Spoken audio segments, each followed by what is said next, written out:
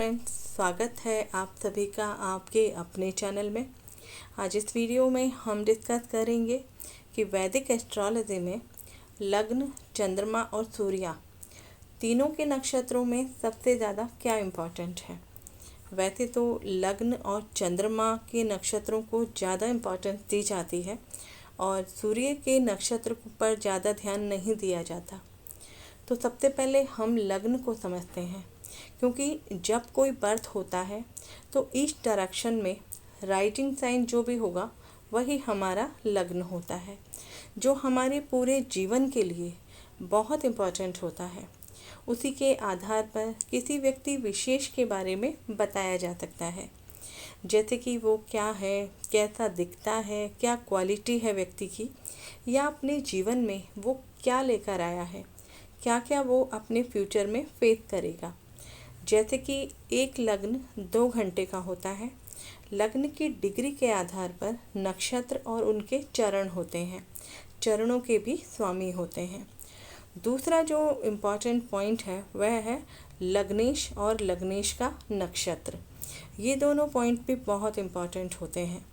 किसी भी व्यक्ति के जीवन को समझने के लिए लग्न लग्नेश से व्यक्ति विशेष का फिजिकल अपीयरेंस, उसका नेचर, उसकी स्ट्रेंथ, उसका आत्मविश्वास, उसका जीवन में किस तरफ इंक्लिनेशन होगा, ये सब आप लग्न, लग्नेश या फिर उनके नक्षत्रों से समझ सकते हैं। चंद्रमा की बात करें तो चंद्रमा हमारे मन को, हमारी मानसिकता को और हमारे विचारों को रिप्रेजेंट करता है, हमारे सुख को रिप्रेजेंट करता है, हमारी मदर के साथ कैसे रिलेशनशिप होंगे उसको रिप्रेजेंट करता है, हमारे परिवार में किस तरह का वातावरण है या हमें परिवार से कैसा सुख मिलेगा, ये सब हम चंद्रमा से देखते हैं। चंद्रमा फास्टेस्ट मूविंग प्लैनेट है, जो 2.5 दिन में एक राशि को कवर कर लेता है और एक नक्षत्र को लगभग 1 दिन में पूरा कर लेता है।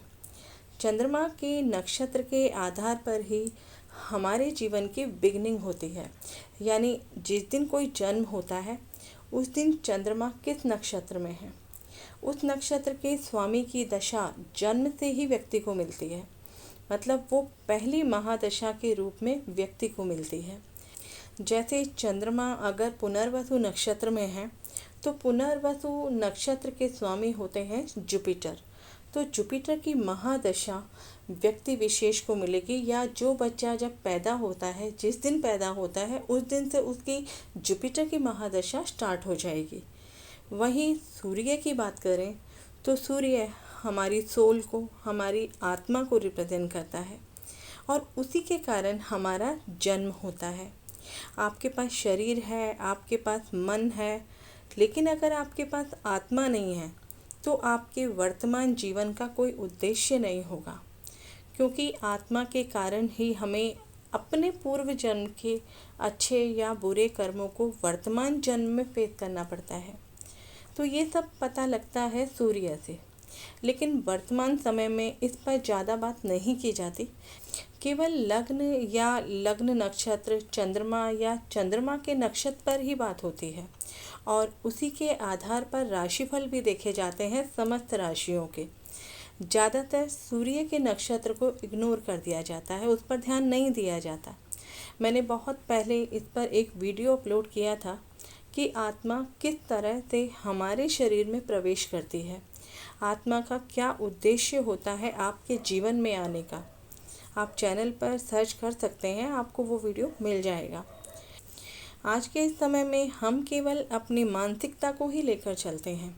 हमारे मन में क्या चल रहा है, हमें क्या अच्छा लगता है, हमें क्या बुरा लगता है, हम केवल इसी चीज़ को फोकस करते हैं। हमारी आत्मा का क्या उद्देश्य है उसे हम समझ ही नहीं पाते, जबकि वो बहुत इम्पॉर्टेंट पॉइंट है वैदिक एस्ट्रोलॉजी का। सूर्य कुंडली से व्यक्ति के टैलेंट, डेस्टिनी और उसके स्किल का पता लगाया जा सकता है। मंथली हॉरोस्कोप रीडिंग जो भी होती हैं वो भी सूर्य से ही की जाती हैं, इसलिए कई बार राशि से ट्रांसिट के फल की प्रेडिक्शन भी गलत हो जाती है। कुछ लोग लग्न से देखते हैं, कुछ लोग चंद्रमा से देखते हैं और कुछ लोग सूर्य से भी देखते हैं। तो चंद्र नक्षत्र और लग्न नक्षत्र दोनों में से किसे इम्पोर्टेंस ज़्यादा दी जाए, ये सवाल कई बार आप लोगों के मन में भी आता होगा। तो मेरे व्यूज़ यही कहते हैं कि चंद्र नक्षत्र को लग्न के नक्षत्र से ज़्यादा महत्व दिया जाना चाहिए, क्योंकि चंद्र नक्षत्र से आपके जीवन के सभी मुहूर्त निकाले जाते हैं। आपकी कुंडली में आपका जो भी नक्षत्र होता है उसी के आधार पर आप अपने जीवन की पहली महादशा को फेस करते हैं।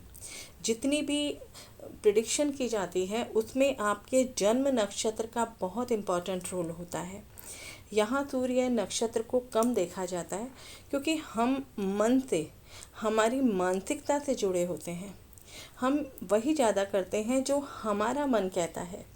हम ये जानने का प्रयास कभी नहीं करते कि हमारी आत्मा का क्या संदेश है, वो हमें क्या कहना चाहती है, हमारे जीवन में उसका जो प्रवेश हुआ है उसके पीछे उसका क्या उद्देश्य है। हम लोग कभी भी उस तरफ जाना नहीं चाहते, ना कभी जानने की कोशिश करते हैं। और ज्योतिष में कहा जाता है कि देश काल पात्र पहला नियम होता है। अगर हम अपनी आत्मा को समझ सकें तो हम सूर्य कुंडली और सूर्य के नक्षत्र को ज़रूर देखेंगे, जिससे हमारी प्रिडिक्शन में एक्यूरेसी बिल्कुल हमें मिल सके। लेकिन आज के समय में ये सब कुछ संभव नहीं है। पहले के जो ज्योतिष हुआ करते थे या हमारे जो ऋषि मुनि थे, वो चंद्रमा और सूर्य को देख कर के ही भविष्यवाणी किया करते थे कि कब क्या होगा, कैसे होगा।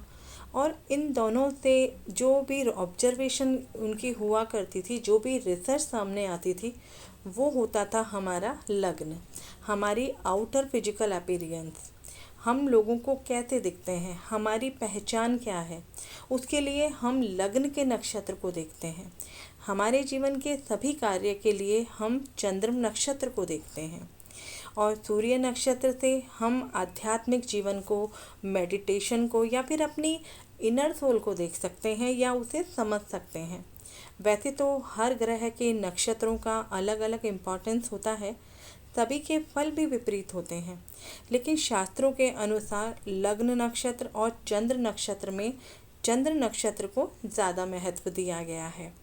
उम्मीद करती हूँ आपको ये वीडियो ज़रूर पसंद आया होगा। मिलते हैं फिर से एक नए इंटरेस्टिंग विषय के साथ। तब तक आप सभी अपना ध्यान रखें, स्वस्थ रहें, बी ब्लेस्ड। Thank you.